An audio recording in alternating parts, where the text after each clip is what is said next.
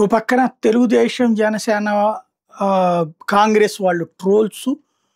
మరొక వైపున YCP, BRS వాళ్ళు రివర్స్ ట్రోల్స్. ఇది ప్రస్తుతం ఒక్క ఫోటో, ఒక వీడియో వలన జరుగుతోంది.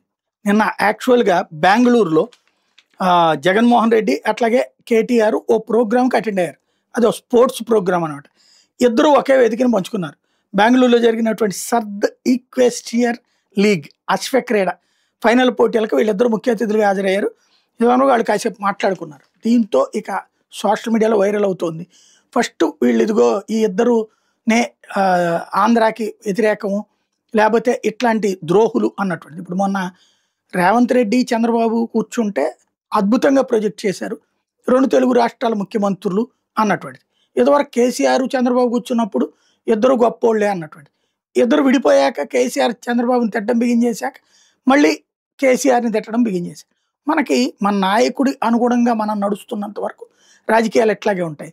వాస్తవంగా వాళ్ళిద్దరూ ఒక ఆయన సీఎంగా చేసేసాడు, ఇంకొక ఆయన మంత్రిగా చేసేసాడు.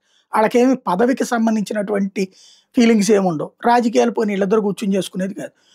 తెలుగుదేశం విషయంలో అంటారా, ఒకప్పుడు తెలుగుదేశం పార్టీ ప్లేస్ని బీఆర్ఎస్ ఆక్యుపై చేసింది.